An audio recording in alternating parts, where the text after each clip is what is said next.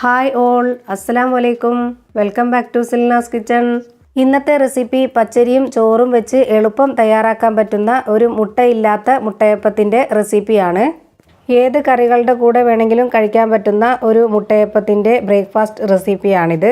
ഇന്നത്തെ റെസിപ്പിയിലോട്ട് കിടക്കുന്നതിന് മുമ്പായി എൻ്റെ ചാനൽ ആദ്യമായിട്ട് കാണുന്നവരാണെങ്കിൽ പ്ലീസ് ഒന്ന് സബ്സ്ക്രൈബ് ചെയ്തേക്കണേ. ഇനി റെസിപ്പിയിലോട്ട് കിടക്കാം. ഈ ഒരു ബ്രേക്ക്ഫാസ്റ്റ് തയ്യാറാക്കുന്നതിന് വേണ്ടി 250 ml കപ്പിൻ്റെ അളവിൽ 2 കപ്പ് പച്ചരി 5 മണിക്കൂർ നേരത്തേക്ക് വെള്ളത്തിലിട്ട് കുതിർത്ത് വെച്ചിരുന്നതാണിത്. അത്രയും നേരം ഈ ഒരു പച്ചരി റെസ്റ്റ് ചെയ്യാനായിട്ട് വെച്ചിരുന്നാലേ നമുക്ക് ബ്രേക്ക്ഫാസ്റ്റ് അതുപോലെ നന്നായി കിട്ടുള്ളൂ. നല്ലോണം കഴുകി വൃത്തിയാക്കിയതിന് ശേഷമാണ് ഞാൻ ഈ ഒരു പച്ചരി വെള്ളത്തിലിട്ട് വെച്ചിരുന്നത്. അതുകൊണ്ട് ഇനി ഇത് കഴുകണം എന്നൊന്നുമില്ല. ഇനി മിക്സിയുടെ ജാറിലേക്ക് ഇട്ട് കൊടുക്കുവാണ്. ഒന്നിച്ചിട്ട് അരച്ചെടുക്കാൻ പറ്റാത്തതുകൊണ്ട് 2 പ്രാവശ്യമായിട്ടാണ് അരച്ചെടുക്കുന്നത്. പകുതി പച്ചരി ഇതിലേക്ക് ഇട്ട് കൊടുത്തിട്ടുണ്ട്. ഇനി കുറച്ച് ചോറ് ഇട്ട് കൊടുക്കാം. ഈ ഒരു കപ്പിൻ്റെ അളവിൽ പകുതി കപ്പ് ചോറാണ് ഇട്ട് കൊടുക്കുന്നത്. ഇനി ഇതിലേക്ക് 250 ml കപ്പിൻ്റെ അളവിൽ 1 കപ്പ് വെള്ളമാണ് ഒഴിച്ചു കൊടുക്കുന്നത്. ഇനി ഇത് നന്നായിട്ടൊന്ന് അരച്ചെടുത്തിട്ട് വരാം. ഇനി അരച്ചെടുത്ത മിക്സ് ഒരു പാത്രത്തിലേക്ക് ഒഴിച്ചു കൊടുക്കുന്നുണ്ട്. നല്ല മഷി പോലെയാണ് അരച്ചെടുത്തിട്ടുള്ളത്. ഇതുപോലെ തരിയൊന്നുമില്ലാതെ നല്ല നൈസായിട്ട് അരച്ചെടുത്താലേ നമ്മളുണ്ടാക്കുന്ന ബ്രേക്ക്ഫാസ്റ്റും നന്നായിരിക്കുള്ളൂ. ഇനി നേരത്തെ അരയ്ക്കാൻ വേണ്ടി ബാക്കി വെച്ച പച്ചരിയും കൂടെ ഇതിലേക്ക് ഇട്ട് കൊടുക്കുന്നുണ്ട്.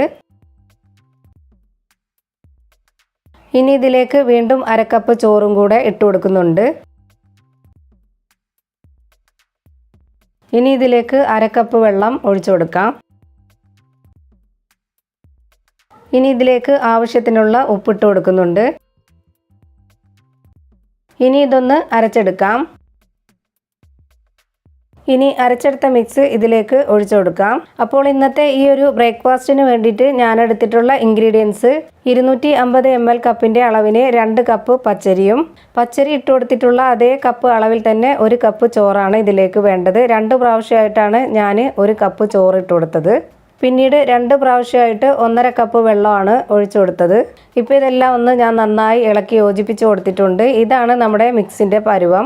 നമ്മൾ ദോശ ചുടാനൊക്കെ എടുക്കുന്ന മാവിൻ്റെ ഒരു പരുവാണ് ഇതിന് വേണ്ടത്. ഇനി ഇത് എണ്ണയിൽ പൊരിച്ചെടുക്കുകയാണ് ചെയ്യുന്നത്. അതിനുവേണ്ടി ഒരു കടായി സ്റ്റൗവിലേക്ക് വെച്ച് എണ്ണ ഒഴിച്ച് ചൂടാക്കിയിട്ടുണ്ട്.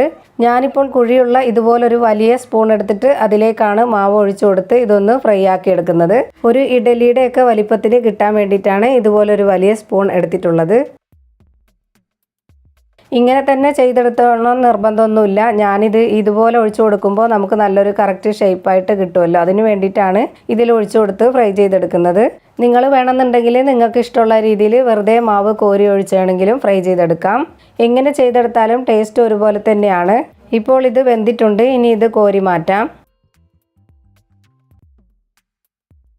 ഇതേപോലെ തന്നെ എല്ലാ മാവും പൊരിച്ചെടുക്കുന്നുണ്ട്.